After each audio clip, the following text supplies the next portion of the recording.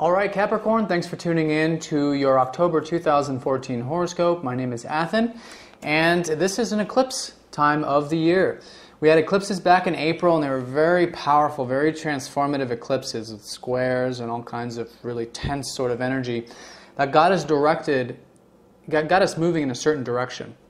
And that direction is culminating this month here in October, when we have these next set of eclipses. And where the last eclipse ended, this new eclipse will begin. So it's a time of culmination, and it's also a time of new beginnings. So where there's an ending of these last 6-month energies, there's new beginnings. And so for the first half of the month, it's going to be the lunar eclipse on the 8th, and that's going to be the culmination from last month. And then on the 23rd, the solar eclipse will be the new beginning. So endings, beginnings, like that, first half, second half. Now think back to April. Okay, whatever might be volcanic, maybe not, but whatever changes were going on for you around April and been leading up to October, think about what that is. It's going to give you an indication of what's culminating for you. And what's culminating for you is the 3rd house.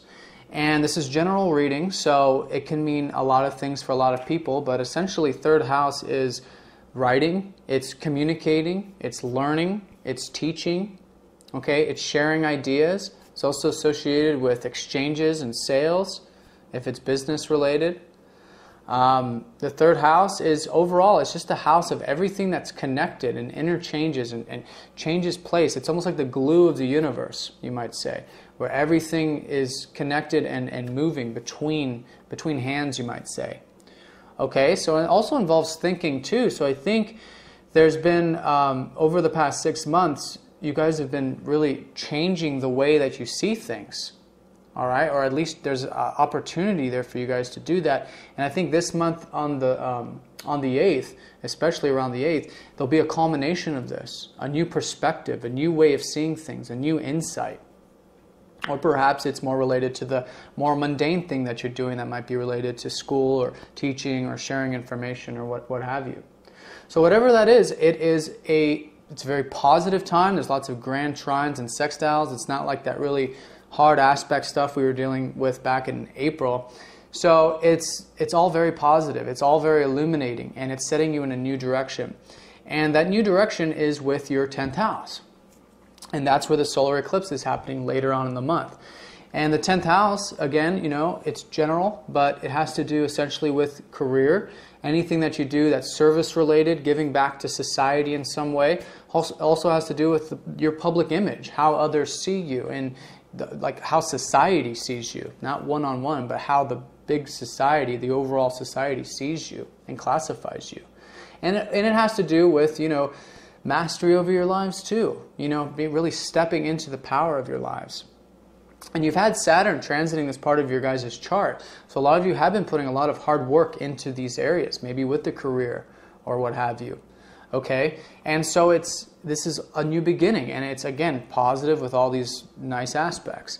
And it's setting you off on a new path, and that's a new path in terms of that 10th house. So that's why I see, and Saturn's going to be leaving there early part of November. So something's finishing up with a lot of this hard work you guys have been doing in that area. But in either case, this whole month is going to be highlighting that 10th house. At the very beginning of the month, we have Mercury going retrograde in that house on the 4th. Okay? And so what that's telling me is that there's going to be some sort of thinking, some sort of reflecting on that part of your chart, that part of your life for you. And that's going to be going on until the 25th. So for that whole period, pretty much the whole month, really, going to be reflecting on the career stuff or the 10th house stuff. And seeing perhaps how, what you can do to better that part of your life, how to create more opportunities in that part of your life, see what needs to be changed, restructured, maybe what you can do to finish up this last Saturn transit of that 10th house, because this is it. Once Saturn leaves, obviously we can always put in hard work, but right now there's a lot of flow available to us to put in hard work in terms of our career, etc. Our service work. So use it. Use this month to finish up all of that hard productivity in that area. Saturn in the 10th is a great place. It's also your house too. So, it's the Capricorn house, 10th house. So whatever it is, use the time to reflect, okay, and use the time to go over the details and see how everything's working. And that's only going to embetter your path, because the more you think about, the more you understand something, the more you see it, the more consciously aware you are of it, then the more insight you can get. And then so when you do go off in this new direction later on in the month, you perhaps have gotten a lot of insights under your belt from reflecting on that area. Now, once Mercury goes retrograde, there's going to be this culmination in that third house that I talked about. And while this is happening, there's still a lot of activity taking place in your ninth. Now, last month, second half of September and first half of October, a lot of emphasis on your ninth house, which has to do with expansion. Also, it's essentially your connection to the divine, and essentially it's your path, your life purpose. Because we are divine beings and we are on a path, and that path is what you might call God's plan, or the higher plan. And so that's what we're following. And so for this first half of this month, like you were in September, there's illumination here, there's energy here, there's connections happening here. The North Node's there, you're setting off on a new path, a new direction.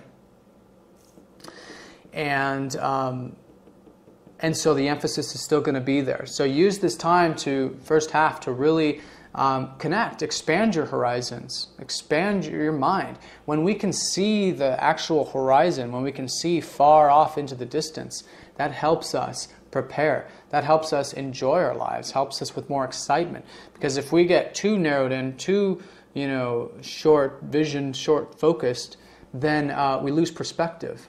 And without that perspective, it's difficult to do these things, especially 10th house related things and such. Now the real changes are in that 10th, but you have to have the 9th before you go into the 10th. Everything goes in succession. The 9th is teaching the lesson that whatever you're doing in the 10th house is divine.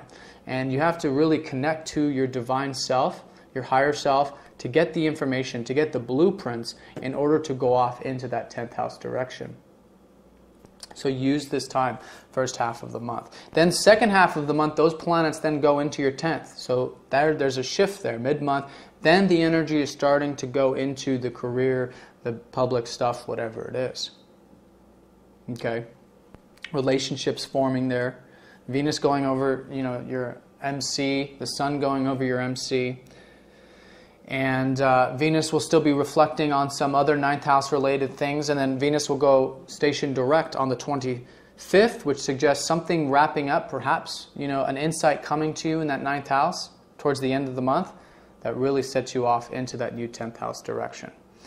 Now, like I said, there's grand trines, and there's a grand trine taking place this month involving Mars, Jupiter, and this eclipse in your third house, the lunar eclipse at the beginning of the month.